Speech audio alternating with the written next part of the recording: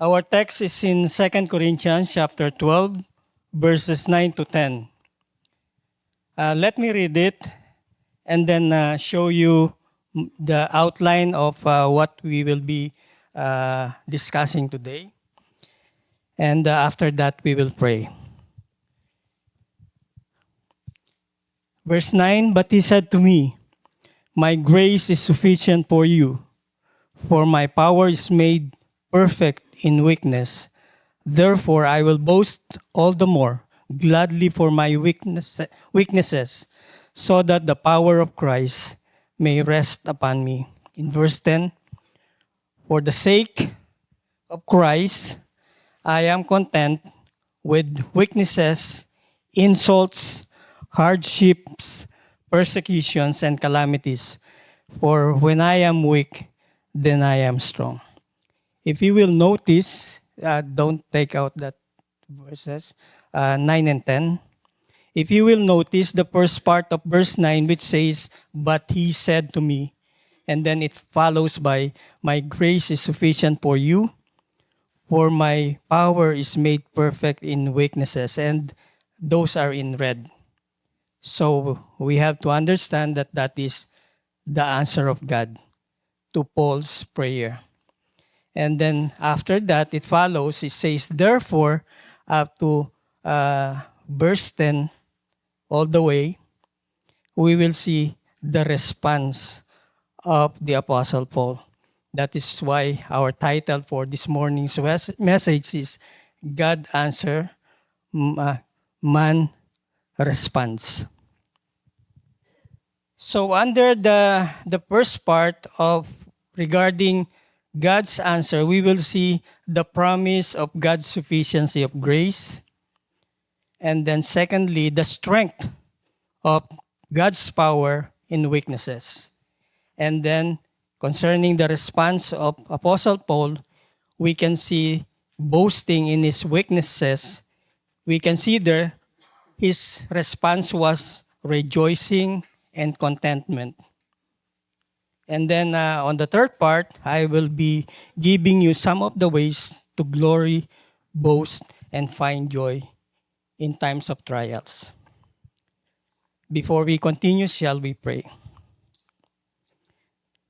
Heavenly Father, I thank you for the privilege of opening your word today.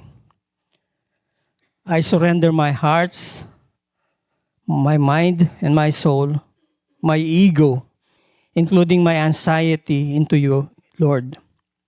Anoint my lips, grant me the clarity of speech, and open up the hearts and minds of those who will be listening. I pray that the seeds of your word will be planted well in the soil of the hearts of everyone who will be listening and produce roots and grow. May your word not return void, but accomplish your purpose for us this morning.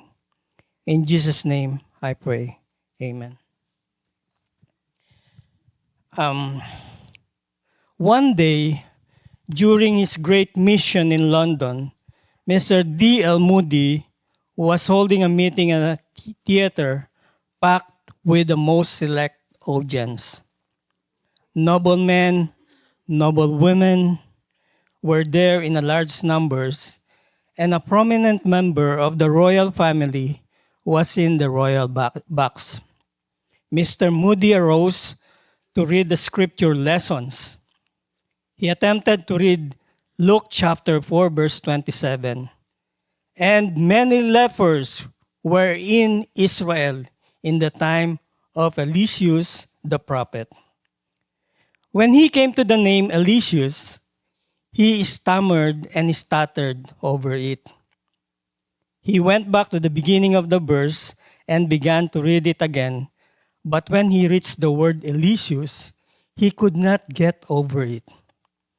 He went back the third time, but again the word was too much for him to handle. So he finally closed the Bible and with deep emotion looked up to heaven and said, "Oh God, use this stammering tongue to preach Christ crucified to these people." the power of God came upon him, and one of those who heard him then and have heard him not often at other times said that he had never heard Mr. Moody pour out his soul in such a torrent eloquence as he did then, and the whole audience melted by the power of God. Great story to ponder. I can empathize, or to rightly say it, I should say I can rejoice with Mr. D.L. Moody, because stammering and producing and mispronouncing words or pronouncing words incorrectly is just a common thing with me. Isaiah, my grandson, once heard me praying the pastoral prayer and rebuked me after the service for mispronouncing a couple of words, particularly the name of our Lord. He advised me not to do it again, especially in front of many people. Now, our text this morning in 2 Corinthians chapter 12, verses 9 to 10, is one of my life verses that is helping me in my spiritual walk in Christ. The core teaching of 2 Corinthians chapter 12, verses 9 to 10, is that God's grace is fully sufficient to sustain every believers in their suffering, weaknesses, limitations, and trials, and that the divine power is most effectively displayed through human weakness. When we are at our weakest point, we are forced to rely on Christ, resulting in true spiritual strength. The whole context of our text this morning is actually from verses 1 to 10. But for the purpose of this message, I will just concentrate on verses 9 and 10. And so let's immediately start right now. First point, let us see the answer of God. He said, but he said to me, in ESV version. The King James Version said, and he said unto me. After Paul pleaded 3 times for his thorn in the flesh to be removed, Jesus did not remove the affliction, but offered a personal, intimate, and divine authoritative response, turning Paul's desperate plea into a profound lesson of grace. The phrase, but he said to me, presents a direct, comforting, and intimate communication between Christ and the Apostle Paul in his time of need. It serves as a personal answer to prayer, indicating that God answers, and he said to me, was conveyed or relayed to Apostle. An answer that continues to echo and apply to all believers who seek comfort, a guarantee of sufficient grace, and abiding strength, despite the hardship and difficulties being experienced in life. Whether verbally or in dreams, or however it has been, we don't know. We know from the fact that of the account that Paul was blessed with a bust of visions and revelations from the Lord. Because we can read in chapter from verses 1 to 4, it says, I must go on boasting, though there is nothing to be gained by it. I will go on to visions and revelations of the Lord.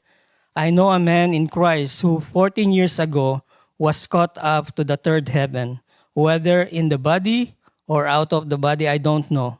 God knows. I know that this man was caught up in paradise, whether in the body or out of the body, I do not know. God knows. And in verse 4 it says, and he heard things that cannot be told, which men may not utter.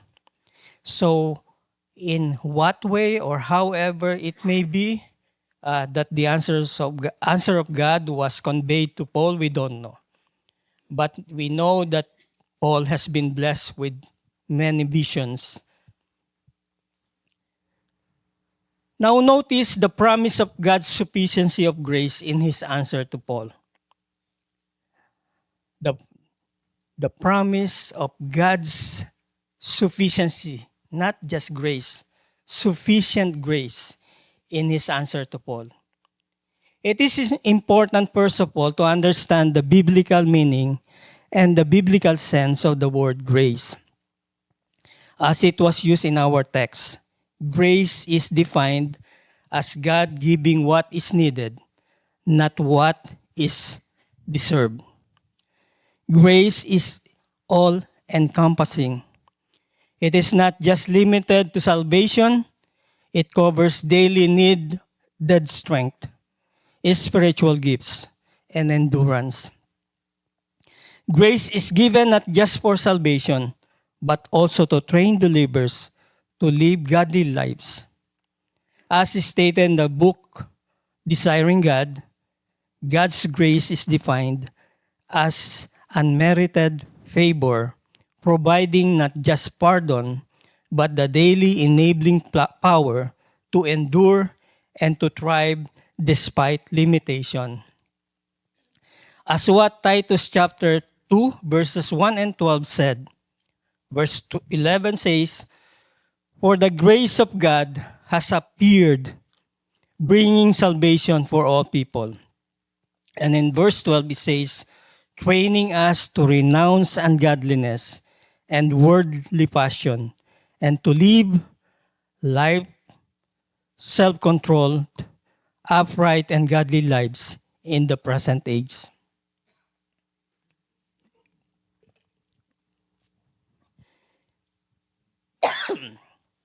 We need the grace of God to train us to be able to voluntarily give up and refuse or abandon ungodliness and worldly passions in life, and to live upright, godly, self-controlled lives in this present age that we are living in. Although there is no single verse in the Bible that explicitly says that everything in life is by grace, there are several key Bible texts that strongly supports the concept that all aspects of our life, whether salvation, the need for strength, and our daily blessings, are undeserved gift from God. Let's try to look up some of them. First, in John chapter 1 verse 16, it says, For from the fullness we have all received grace upon grace." Grace upon grace, this indicates that because or from the fullness of Jesus Christ, believers have received continuous, abundant blessing, grace in place of grace already given. Also in the whole of Psalms 103, reading especially on verses 2, 5, and 8, it says, "Bless the Lord, O my soul, and forget not all his benefits, who forgives all your iniquity, who heals all your diseases, who redeems your life from the pit, who crowns you with his steadfast love and mercy, who satisfies you with good, so that your youth is renewed like the eagles. The Lord is merciful and gracious, is slow to anger, and abounding in steadfast love." All the way down the whole of chapter 103, captured by the praise, "He fills my life with good things." Psalms 103 provides a laundry list of things God does by grace, including forgiving sins, healing, and surrounding believers with love, which reinforces the good things in life that are undeserved gifts from God. Now, going back to our text this morning, 2 Corinthians chapter 12 verse 9 says, "My grace is sufficient for you." It emphasizes that in moments of weakness, hardship, and difficulty, God's grace provides the necessary strength. It is often interpreted to mean that grace covers all aspects of life's struggles. The phrase, "My grace is sufficient for you," "For my power is made perfect in weakness," presents a profound paradoxical truth where God's strength is best displayed and works just perfectly in human insufficiency. The original Greek word for the word sufficient is archeo, which means enough, competent, or qualified. The Lord's power is competent and enough to fill up the gap in our life because caused by human weaknesses and limitation. Every one of us has it. God's grace is not just minimum in amount, but an abundant, inexhaustible, and superabundant supply for every situation and needs we have. The sense of the verse is that God's enabling power is encompassing, providing exactly what is needed for endurance, while its significance lies in shifting the focus from self-reliance to total dependence on Christ. The phrase, "My grace," refers to God's unmerited favor, enabling power, and loving kindness, which sustains and supports believers in times of needs and trials.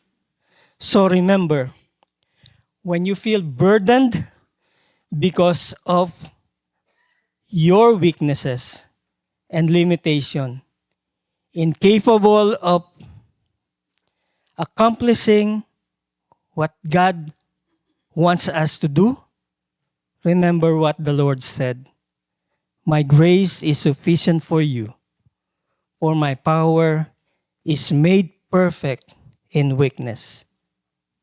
Not only there is sufficiency in God's grace, secondly, notice the strength of God's power in Paul's weakness. It says, God's power made perfect, meaning fully accomplished, manifested in our weaknesses and limitation. When we acknowledge our inability and weaknesses, we create a space for God to work on our behalf. Strength of God's power is in place of human weaknesses and limitation. Rather than relying on our own strength and power, which if we will really think about it, we don't have.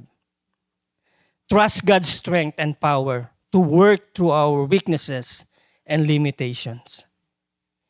Human weakness is the necessary intentional stage for displaying the divine power of God.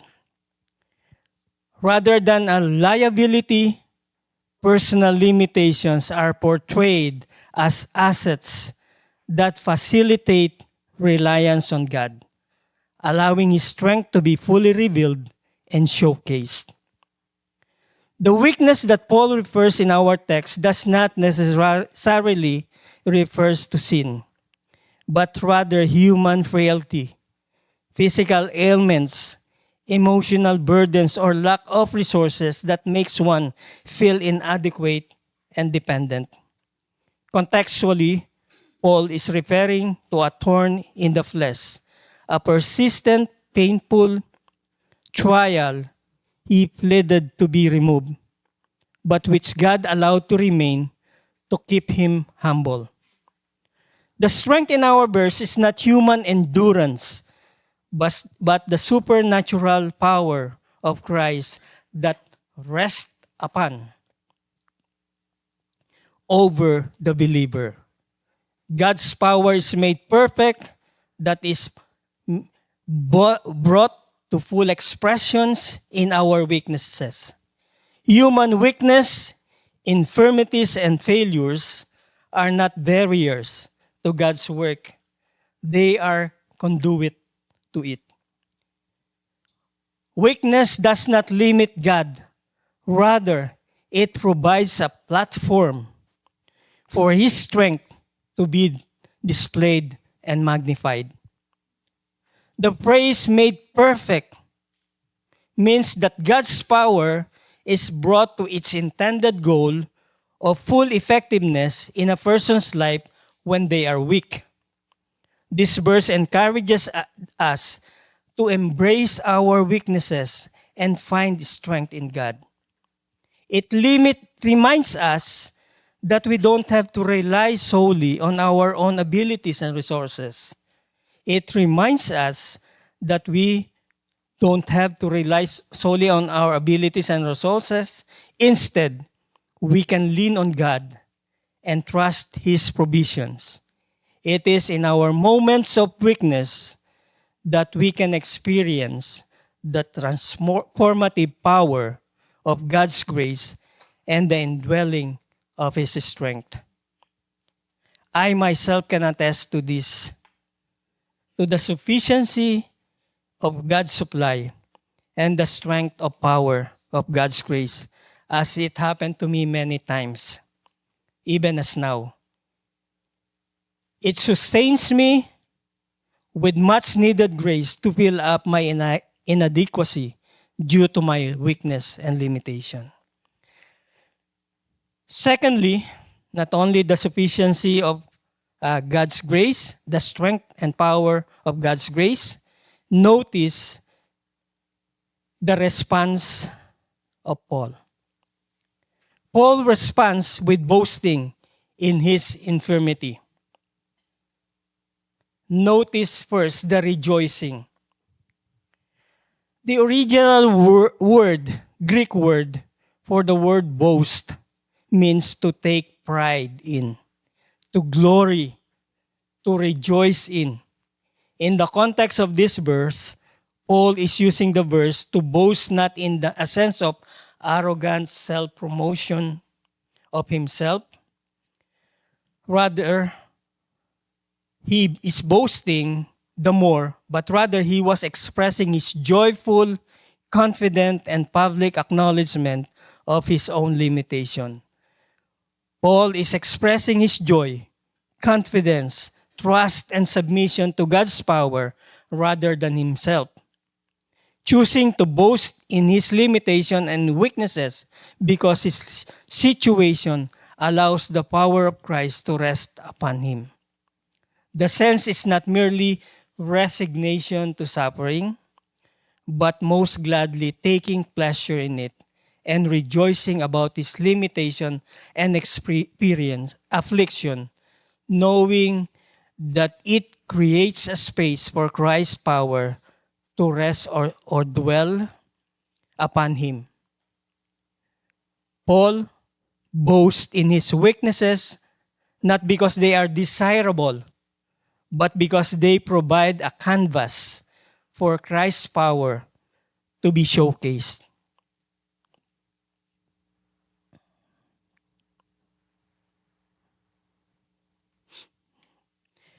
The verse also challenges the worldly and cultural obsession with self-sufficiency and strength, encouraging instead a complete humble submission and dependence upon God. The text redefines power not in human perspective.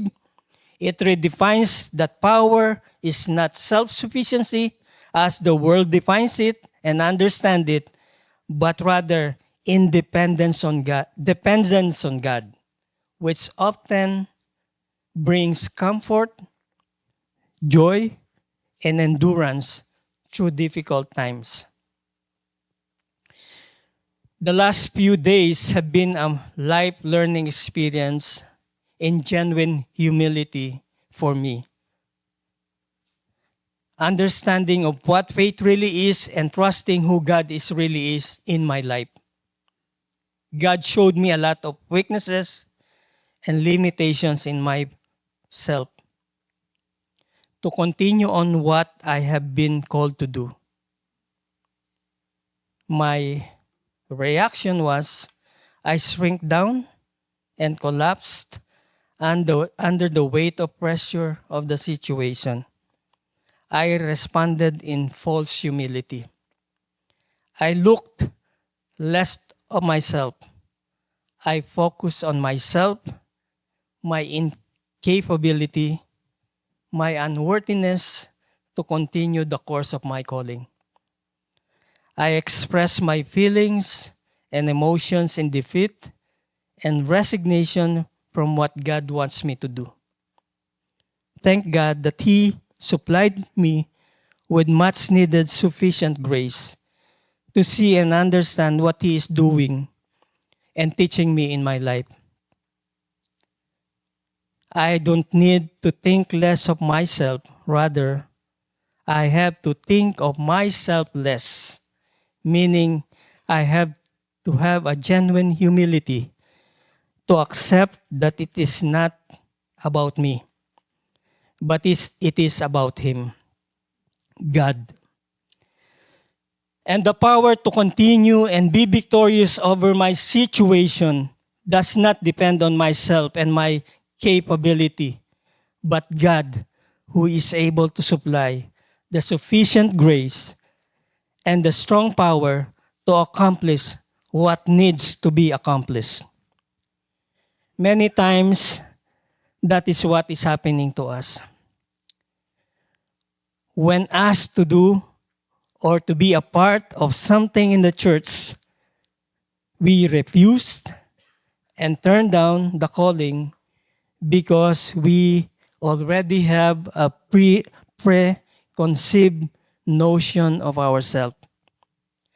Many times we see people who are in need of our help and we feel the urge to be intentional in our faith and the action to minister to them. But we are hesitant because we were not sure that we can handle the possible responsibility that may come out of it. We look at ourselves and see our limitations. We feel scared and incapable to accept the call of duty. We shrink down under the pressure and back up away from the opportunity. But why don't we look up on ourselves less and look up instead to Jesus, the author and finisher of our faith, and be strengthened to do what God wants us to do? The last phrase of the verse, which says, "So that the power of Christ may rest upon me," is a very encouraging phrase. The original Greek word for the word rest is the word that properly means to pitch a tent. To pitch a tent upon and then to dwell in or dwell upon it. Here it is used in the same sense of abiding upon or remaining with. The sense is that the divine power of Christ manifested to His people rested with them and take up residence in their life. It means surrendering our personal limitation and relying completely on God, allowing His sustaining grace to cover our struggles. Paul isn't just saying that Jesus visits him. He is implying that when we embrace our weaknesses, Christ's power descends and makes His home inside of us, covering us like a protective canopy in times of trial. And therefore, we just need to accept wholeheartedly and boast or rejoice in our affliction in order that we may partake of the grace, the divine power the aid and consolation that is already ready to be imparted to us. We can't effectively appropriate the divine power of God if we don't want to receive it. If we don't want to receive it because we focus or we are too busy struggling and contemplating on what we don't have or what we need to have, when in fact, it is already ready for us. We just need to appropriate and accept it. Notice the next verse 10. It says, it talks about contentment. This is the second part of Paul's response. It says in verse 10, for the sake of Christ, then I am content with weaknesses, insults, hardships, persecutions, and calamities. For when I am weak, then I am strong. God's grace is sufficient and His power is made perfect when we are limited. Our human inadequacies allows God's power to clearly be seen rather than our talents. Paul takes pleasures, says, I am content with weaknesses, insults, hardships, persecutions, and calamities. He takes pleasure in these adversities because surviving them requires total dependence on Christ. The crucial condition for this endurance is that it is borne or endured for the sake of Christ. The suffering is not arbitrary, meaning it is not based on random choice or random whim or individual discretion. It is based on a reason. It is endured for the sake of Christ and for the sake of the gospel. It says, for the sake of Christ. Hardship here are framed not as failures, but as necessary tools for cultivating a spiritual resilience and humility. It forces the believer away from self-sufficiency towards Christ's sufficiency. When believers face unbearable limits, the biblical teachings of the Scripture assures us that God provides precisely the amount of grace needed to endure and glorify Him in that specific moments. Now, my challenge for us this morning is learn to embrace your limitation and weaknesses. Don't shrink down because of it. Learn to bear trials and afflictions with joy, for they are good for us. They develop some of the most lovely traits of characters that will give glory and gladness to our Heavenly Father. We should never feel defeated, and we should never give up under the weight of our limitations, sufferings, and afflictions in life. It endures no one if they are properly received. And a Christian should rejoice that he may obtain what he does obtain in affliction, cost what it may. It is worth more than its cost. And when we come to die, the things that we shall have most to thank God for will be our limitations and weaknesses and afflictions. I remember last night going home from the retreat. I don't know, those who went home together with us last night, you can't barely see the road. Even the white lines. We have a very good driver, Brother Ariel. He looked for a car to follow through to. But still, some of the cars were so fast and we could not do it. We cannot follow them. Some are even zigzagging on the road, doesn't mind about the danger. It's so hard. I thought, I will not be preaching tomorrow. But it did not happen. God protected that. He supplied us with grace.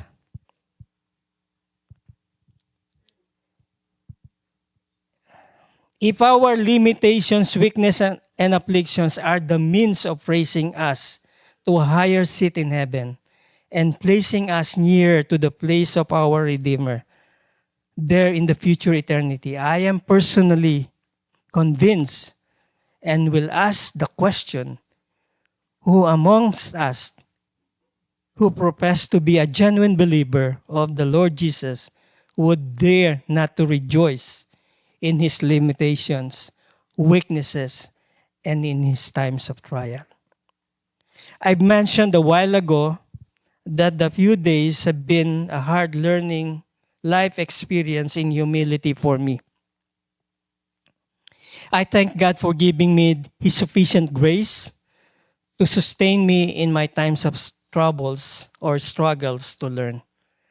I thank God for supplying me with sufficient grace and strength to overcome the situation that I'm in. He used people to support and impart me with wisdom that I need to understand and learn God's way. I thank God for Brother Eugene, who is always honest to tell me his thoughts, his stance and views, and especially has a way of encouraging me when I'm feeling disappointed and discouraged. I thank God for Brother Philip, who always extends his much needed concern, asking me always, making sure that I'm good and feeling well, understanding me even if at times, many times, taking a hit from me. I thank God for Brother Alvin, who's always with me in spirit and prayers. And especially I thank God for my son Aaron, for helping me, providing me with much needed support, wisdom, and godly insights. God's grace is sufficiently filled the gap of my limitations, and his power strengthens my weaknesses. Second point,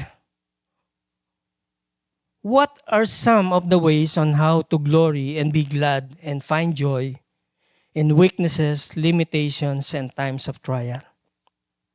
We have to understand that the biblical ways to glory, be glad, find joy in weaknesses and limitations and in times requires a radical shift in perspective. It requires a mindset of viewing challenges in life not as hindrances, but as opportunities for God's power to be displayed through us. Accept the biblical fact that human frailty is a platform for divine power to be displayed in the lives of those who believe. Let us make a conscious spiritual shift to rely entirely on God's power, rather than our own abilities, talents, and strength to overcome limitations. The Bible teaches that when believers are weak in themselves, they are strong in Christ because His grace fills the gap. Now here are some of the biblical principles and practical ways to glory in weaknesses, limitations, and trials. Number 1, shift your focus from yourself and other people, towards to Christ. Let me say that again.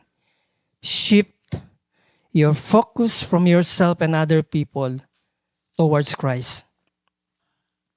It's hard to clearly visualize and understand the true sense of what is really going on in our life because of our own limitations and weaknesses. No matter how we try it, when we do things the other way or do what we otherwise don't want to do, That's always happens to us. We don't want to commit mistakes. We don't want to sin. We know what is right. We know what the Bible says, but we still do what is wrong. When we make a mistake or when we end up falling into temptation. This is another thing. When we see other people thinking and acting and behaving in a certain way or direction and doing things opposite to what we think is right or most preferable action. Some people, we know they are Christians. They profess to be Christians. But we have this thing in our mind that he should have done this instead of what he did. This is more biblical than what he did.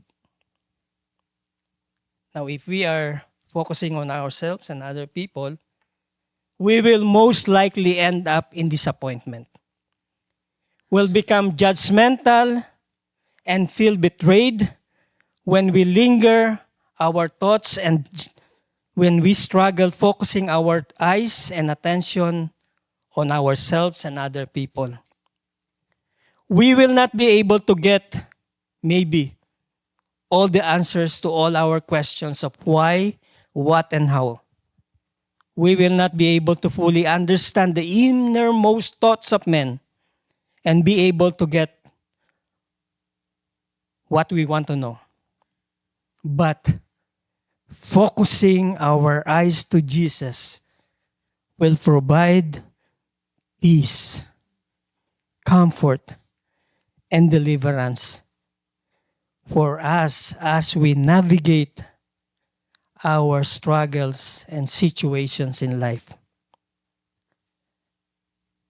Remember what Jeremiah chapter 17 verse 9 said, "The heart is deceitful above all things and desperately sick." Desperately sick? Who can understand it? Jeremiah 17:10. I, the Lord, search the heart and test the mind to give every man according to his ways, according to the fruit of his deeds. Proverbs chapter 20 verse 5 says, "The purpose in man's heart is like deep waters, but a man of understanding will draw it out." Proverbs 20 verse 5, Romans chapter 7 verse 24 says, "Wretched man that I am, who will deliver me from this body of death?" Thank to Romans chapter 7 verse 25 where it says, "Thank be to God through Jesus Christ our Lord. So then I myself serve the law of God with my mind, but with my flesh I serve the law of sin." Let's focus our eyes away from ourselves and other people. Let's fix our eyes on Jesus, the author and finisher of our faith. Secondly, shift your perspective. Consider your weaknesses as thorn for growth. Embrace weaknesses as your assets in life. Rather than hiding your weaknesses, view them as God-given opportunities for God's power to rest upon you, meaning fix a tent upon you, like what Paul did with this thorn in the flesh.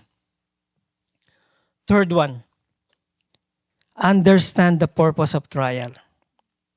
Trials are not intended to destroy, but to test faith, develop perseverance, produce character, and build hope.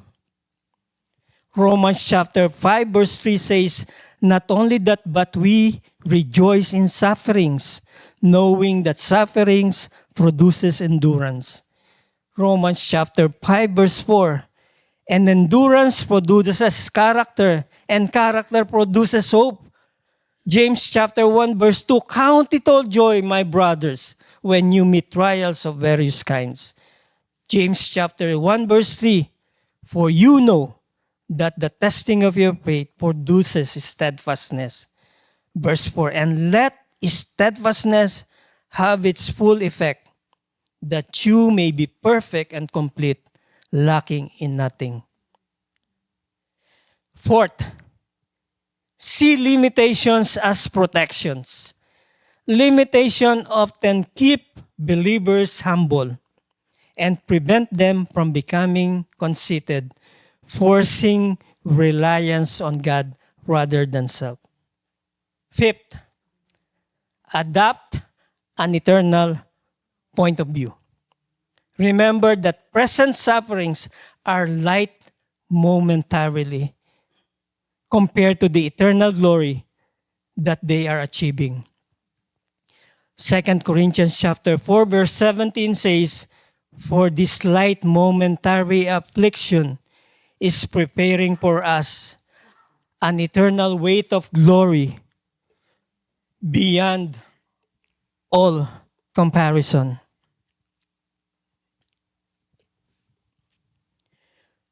Number 6, boast in your weaknesses. Actively acknowledge limitation and thank God for them, allowing His strength to be displayed rather than relying your own energy. 7, practice sacrificial gratitude. In accordance with 1 Thessalonians chapter 5 verse 18, where it says, give thanks in all circumstances, for this is the will of God in Christ Jesus for you.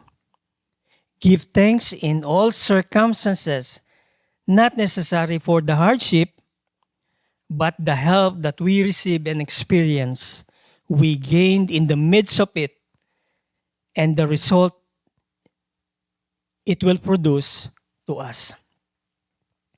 8, rejoice in your union with Christ. Recognize that suffering is part of being a partaker of Christ's suffering, which brings future joy.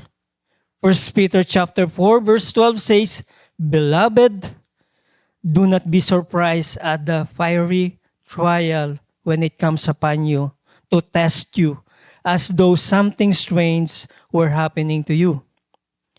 In verse 13 it says, but rejoice insofar as you share Christ's sufferings, that you may also rejoice and be glad when His glory is revealed. Number 9, use weakness for prayerful dependence. Use moments of limitations to cry out to God, knowing that He is close to the brokenhearted. Psalms chapter 34 verse 18 says, the Lord is near to the brokenhearted and saves the crushed in spirit. Lastly, you believe that God is sovereign over all things. Yes, God's sovereignty covers all things. Whether plans, circumstance, situations, including all dominions and power, all whatsoever, including humanity's weakness to commit mistakes and sins in life. But makes no mistake, even if God ordains or allows humanity's mistake and sin for His ultimate purpose, God is never the author or approver of sin. Humans may commit mistakes and sin, both believers and unbelievers, but His ultimate will, plans, and purposes will never be changed by any of it. He is never affected by anything I mentioned. God has a very good plan and intention for each and every one of us, especially those whom He has chosen even before the foundation of the world. And it could never be changed. Scripture teaches that God is complete in complete control of the universe and the human history down to the choices we make. Anybody can distort or do whatever he wants purposely or unknowingly, but can only operate within the framework of God's plan and purposes. The end result of everything will still be the ultimate purpose and plan of God. So don't fret. Keep on believing and trusting our God Almighty. Proverbs 16 verse 9. The heart of man plans his way, but the Lord establishes his steps. In him we have obtained an inheritance, having been predestined according to the purpose of him who works all things according to the counsel of his will. There are some other ways on how we can boast or be glad in our weaknesses and limitation. The list can go more as we change and practice a biblical perspective or view of life. Now in closing,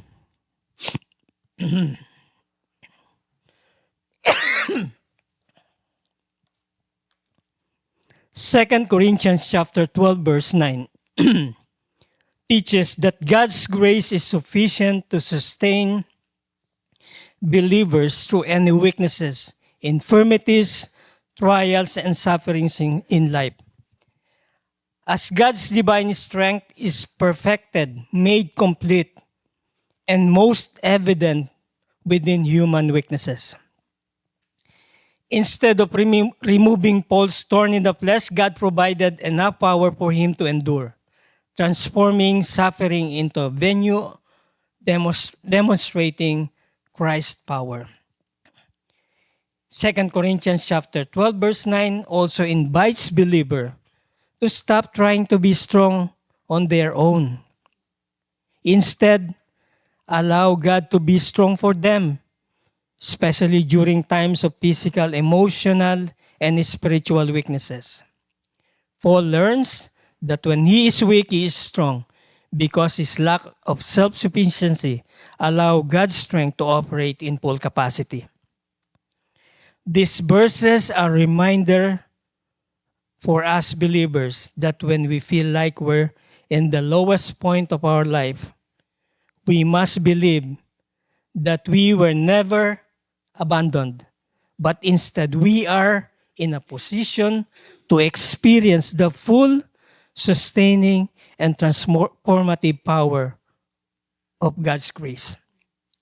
In summary, to boast in 2 Corinthians chapter 12 verse 9, which means embracing and rejoicing in one's own limitations, sufferings, and affliction, and adopting a posture of contentment for the sake of Christ.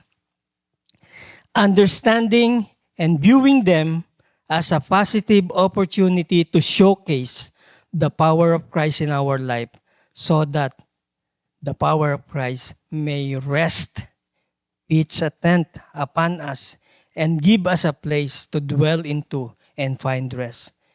Remember, God answers believer. What is our response to Christ's answer or to God's answer? It says, "Therefore, I will boast all the more gladly of my weaknesses, so that the power of Christ may rest upon me." And verse 10, it says, "For the sake of Christ, then I am content with weaknesses, insults, hardship, persecutions, and calamities. For when I am weak, then I am strong." Let's pray. The